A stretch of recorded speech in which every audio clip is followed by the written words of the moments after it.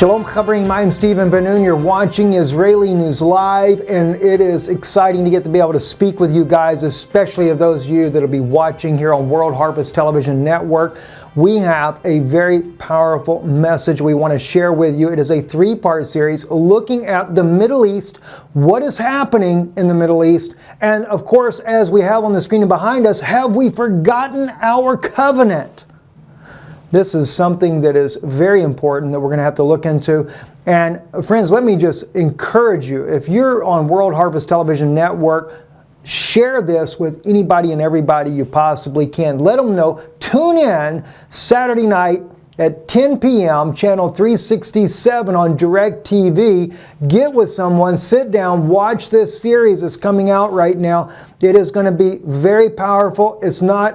I'm not playing church. When I get into a message here, I don't play church. I'm going to tell you just like it is.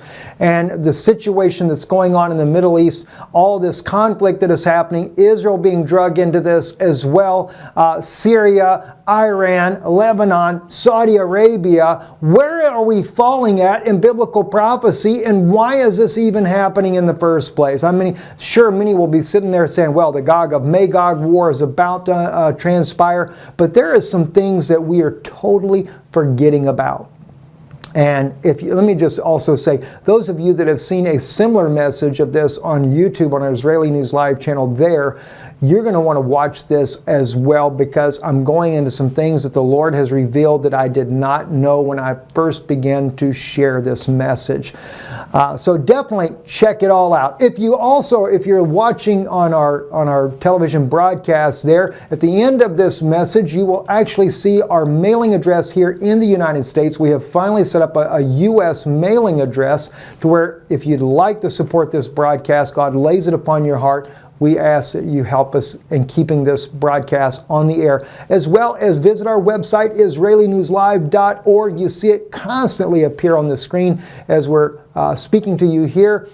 So go on there. You can donate there as well. Thank you, and God bless you. Let's get right into the message, though, and let's get started off. I want to first take you to General Wesley Clark, the famed U.S. general there that spoke this ominous warning about what the U.S. was planning on doing throughout the Middle East. Now, this was back under President Bush's administration, but as we have watched through Bush, Obama, and now President Trump, it seems clear that the agenda is on track and they haven't changed a single thing. Let's take a look here. We're going to take out 7 countries in 5 years, starting with Iraq, then Syria, Lebanon, Libya, Somalia, Sudan, and finishing off Iran. Now, friends, I can tell you, just think about it. Of course, Iraq did get started off. He put Syria, they started the civil war in Syria, and clearly, we're going to get into that in a few minutes, President Donald Trump does identify that that he blames it on Obama for creating ISIS, and also that caused the mayhem in Syria. We know now that there's so much talk between the Israelis and the Saudis and the U.S. Trying to drag the Iranians into this conflict, and even Lebanon. And of course, there's a lot happening in Sudan right now. So these things that were spoken by General Wesley Clark have been coming to fruition. The only thing is there was a little snag along the road, if you would call it that, when it come to Russia. No one expected Russia to step in. Well, it's prophetic though. And I'm not talking about Gog of Magog, no. And the question is really Russia Gog? Is it not Turkey? Could it be a NATO alliance that is Gog? Who really knows? But we're going to find out some interesting things here. Let's look at it biblically, because it's going to answer the question about Russia, the United States, and Israel. As we go to Isaiah chapter 9, the famed prophecy that we know about the birth of Yeshua the Messiah. Of course, my Jewish brothers may disagree with that, the young maiden or the virgin that shall conceive. But what's interesting is when we go further into the book of Isaiah, we find out Isaiah chapter 9, that God is prophesying of things that will happen in the latter days. Let's take a look here. Verse 13, therefore the Lord doth cut off from Israel head and tail, palm and branch, rush in one day. The elder and the man of rank, he is the head. And the prophet that teacheth lies, he is the tail.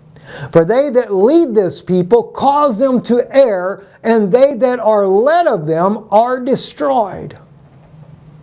That's kind of interesting right there. I mean, God kind of sets the stage, letting you know that the elder and the man of rank is the head, and the prophet that teacheth lies.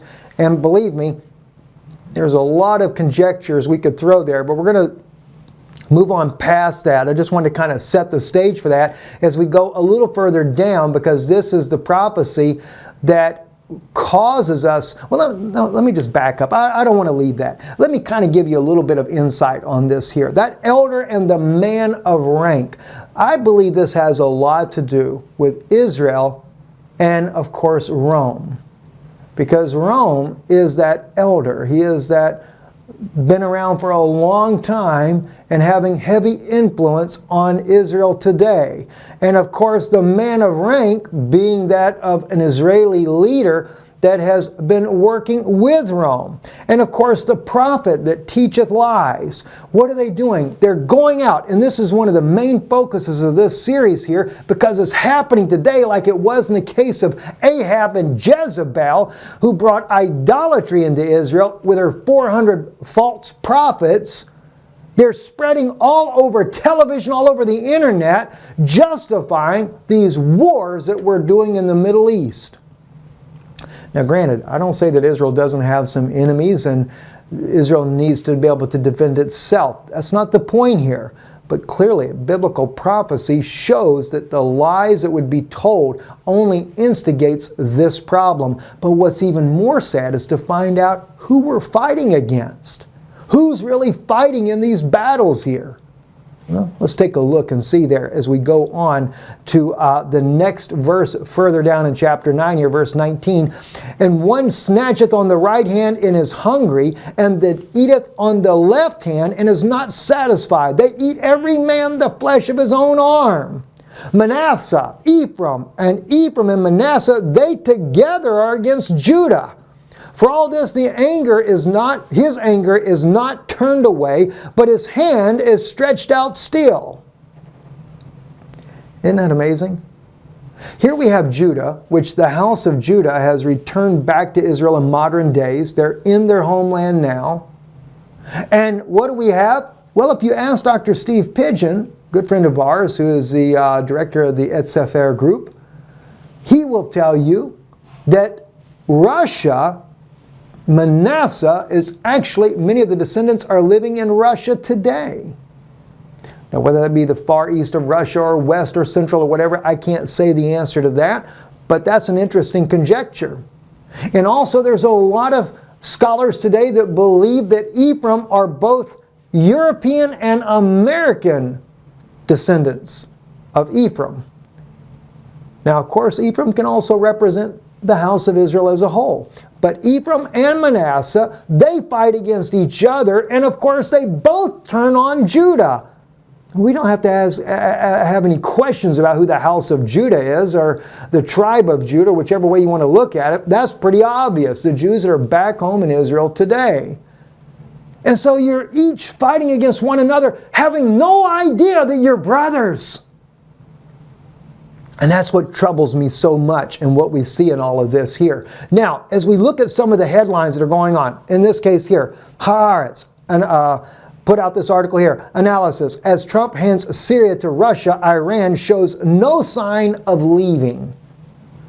Well, it wasn't so much that Trump handed Syria to Russia. Russia just began to defeat ISIS, who clearly was something that was created by the United States under President Barack Obama, according to even to President Trump, who has actually publicly stated this.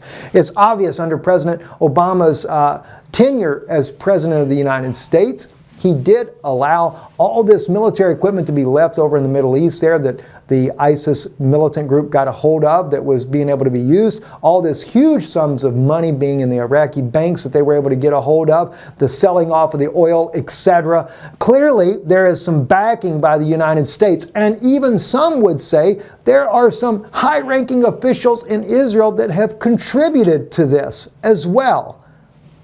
Whether or not that's the case or not, I cannot say.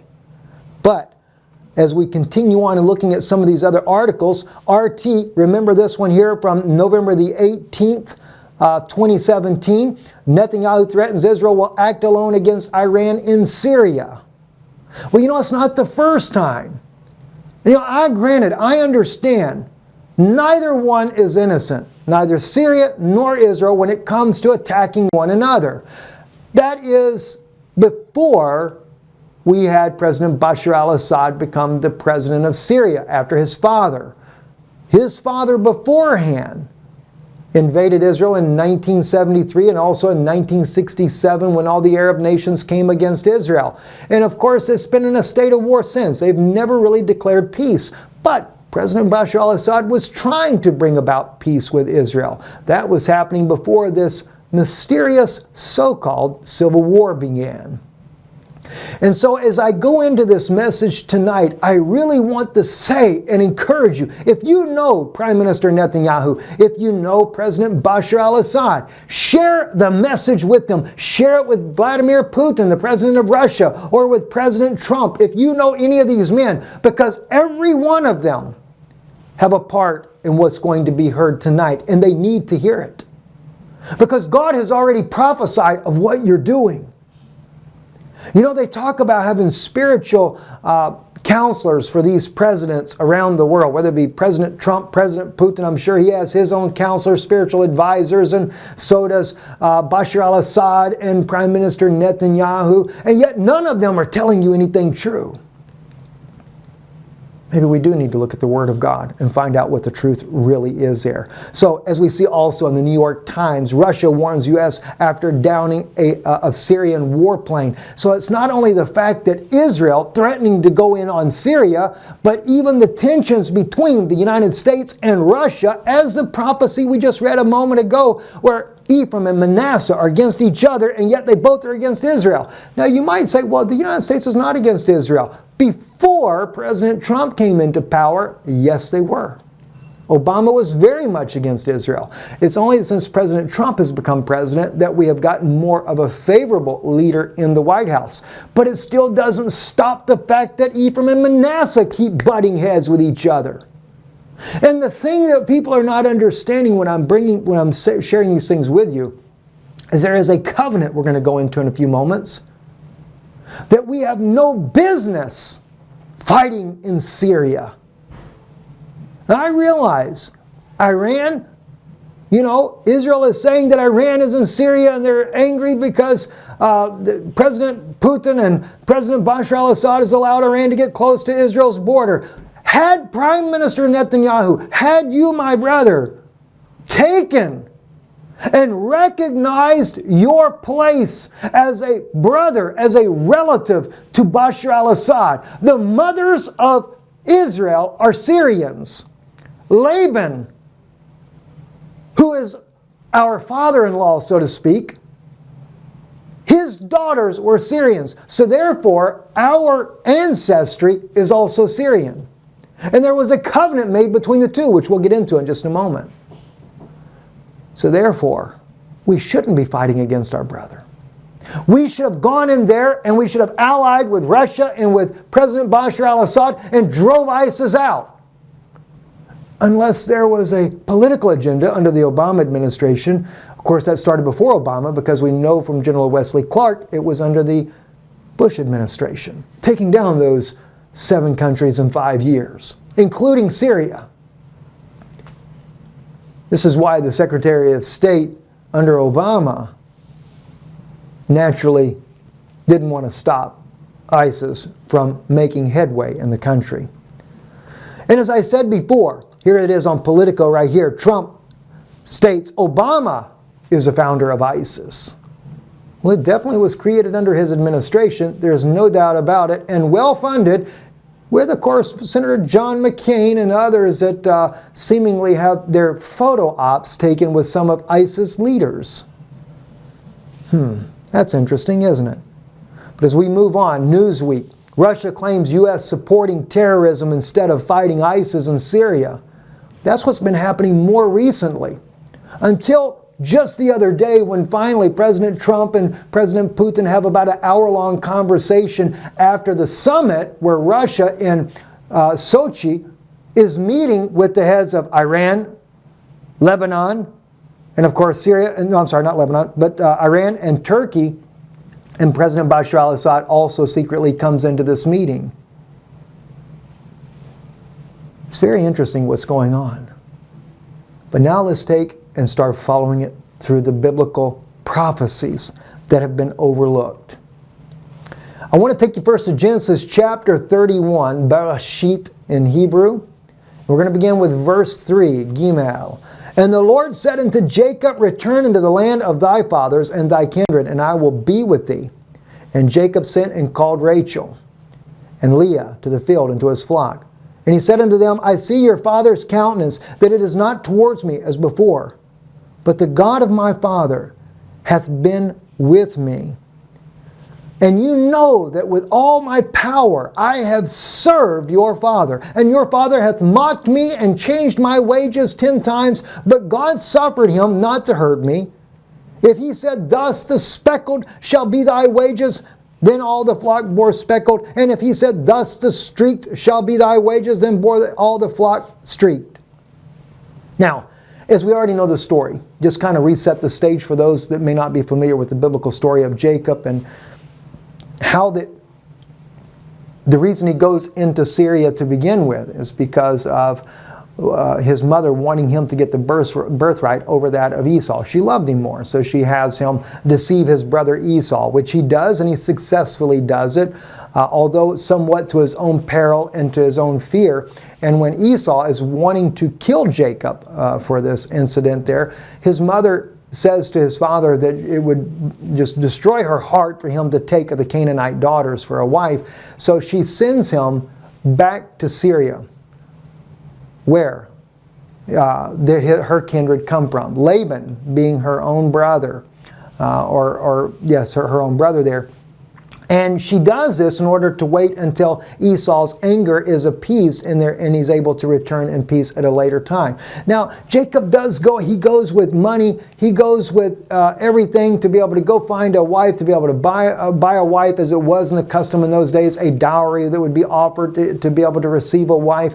But on his way there, Esau, of course, sends his sons to kill Jacob to appease his anger and his wrath. But yet Jacob finds favor with them to spare his own life, but he is robbed and everything he has is taken. Now, of course, that happens across the Jordan River in a place called Mount Gilead. Mount Gilead is literally in what we call modern Jordan today, the very far northwest corner of Jordan that was actually part of where the tribes of Manasseh, the tribe of Gad, and the tribe of, tribe of Reuben, I believe it was. All three of those tribes actually shared in the portion of that particular land there. And that borders Syria. You got to keep that in mind, where this is as far as geographically. But he goes there, falls in love with Rachel. He serves 7 years to be able to get his daughter Rachel. He is deceived by his father-in-law, given Leah instead. Has to serve 7 more years for Leah, and then he ends up serving another 6 years for the cattle, so he can rebuild a wealth after receiving both daughters. This is where we get the tribes of Israel from, etc. But the thing is, though, what's very interesting is, even though Jacob is talking about here that, his father-in-law had changed his wages 10 times and done all these evils to him, sure he did. There's no doubt about it. But then again, Jacob also was being a little bit sneaky as well, in his practices. He was intentionally changing the way the cattle would bear by using a little bit of cunning devices, stripping the sticks, putting poplar sticks in the water to get them to bear a certain way. So it was kind of on both sides, both hands, both men doing each other wrong. But of course, Jacob, being that he is a descendant of Abraham and Isaac, Isaac being his father, God has blessed him and is with him in all that he is doing. So this comes along, he's done his time, he's ready to go back, but he doesn't say anything to his father-in-law. That only creates more of a problem, right? So as we move on down in chapter 31 to verse 27, Jacob has left. He took his daughters, takes his sons and his daughters, all of his cattle that he's accumulated during the time that he was with Laban. And of course, Laban's sons are very angry over this, say to his father, he has taken everything. He's taken our sisters and he's fled out of the country like a thief. And of course, Laban mounts up and he goes after Jacob. Before Jacob gets very far, the Lord one night before Laban catches up with him, says to him in a dream not to say good nor evil towards Jacob. Now, that's kind of interesting. God is not really pleased with everything Jacob has done, you can tell by this, but he's still a descendant of Abraham and blessed of God as a result of that. So we get down to verse 31, and this is where it's going to get very important here, so let's follow on. Wherefore didst thou flee secretly and outwit me? And did not tell me that I might have sent you away with mirth and with song and with tabret, with harp, and didst not suffer me to kiss my sons and my daughters? Now hast thou done foolishly, and it is in the power of my hand to do you hurt. But the God of your father spoke unto me yesternight, saying, Take heed to thyself that thou speak not to Jacob either good or bad. And now that thou art surely gone, because thou sore longest after thy father's house, wherefore hast thou stolen my gods? And Jacob answered and said to Laban, Because I was afraid, for I said, Lest thou shouldest take thy daughters from me by force. With whomsoever thou findest thy gods, he shall not live. Before our brethren discern thou what is thine with me, and take it to thee. For Jacob knew not that Rachel had stolen them. Now, I'm going to share something with you that I think is interesting in this particular case here. I find it interesting that what Jacob said that let him die, and it's only a conjecture, but I have always wondered if this did not happen to possibly even bring a curse upon his own house with Rachel, the one he loved so dearly. Of course, she dies giving birth to Benjamin. And it's always troubled me because he said what he said, not knowing that Rachel had actually stolen his gods. And again, I can't say it's the case there, but it's always made me wonder, could it have been an untimely death as a result? But that's not what we're really focused on. I wanted you to first see what is set up, how the stage is set between the two. And as we move further down to verse 41, let's look even deeper into this. These 20 years have I been in thy house. I served thee 14 years for thy 2 daughters, 6 years for thy flock, and thou hast changed my wages 10 times. Except the God of my father, the God of Abraham, and the fear of Isaac had been on my side. Surely now hast thou sent me away empty. God hath seen my affliction and labor of my hands, and gave judgment yesternight. And Laban answered and said unto Jacob, The daughters are my daughters, the children are my children, the flocks are my flocks, and all that thou seest is mine. What can I do this day for these my daughters, for their children whom they have borne? And now come, let us make a covenant, I and thou, and let it be for a witness between me and thee. And Jacob took a stone and set upon for a pillar, and Jacob said unto his brethren, Gather stones. And they took stones and made a heap, and they did eat there by the heap. And Laban called it Yegar Sahadutha, but Jacob called it Galid. And Laban said, This heap is witness between me and thee this day. Therefore was the name of it called Galid. And Mizpah, for he said, The Lord watch between me and thee when we are absent from one another. If thou shalt afflict my daughters, if thou shalt take wives besides my daughters, no man being with us, seeing God is witness betwixt me and thee.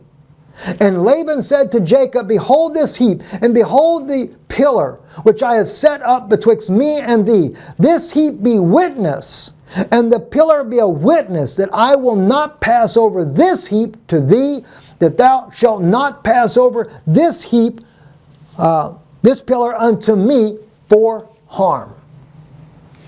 Now, I know that's pretty lengthy right there, but there was an important part that we read in the frame before this, in verses 49 and 50 there, when Jacob himself, and I'll just back the screen up so we can look at that together, or excuse me, when Laban says in verse 50, if thou shalt afflict my daughters, and if thou shalt take wives besides my daughters, no man be between us. See, God is witness between me and thee. Right? To take any other wife. And Laban said to Jacob, behold, this heap is, behold, the pillar which I have set up betwixt me and thee.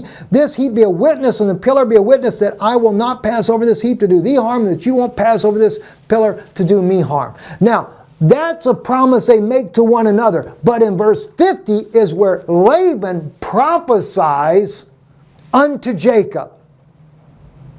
And that's what most people totally miss. Now, Prime Minister Netanyahu and President Bashar al-Assad, let me clearly identify something for you both. You are relatives. This is your people. All right? And you're not to cross over Gilead to do either one harm. But Prime Minister Netanyahu, today in Israel, the same mistake was made back during the days of Elijah, where you brought idolatry into Israel. Now, you didn't do it yourself, Prime Minister Netanyahu.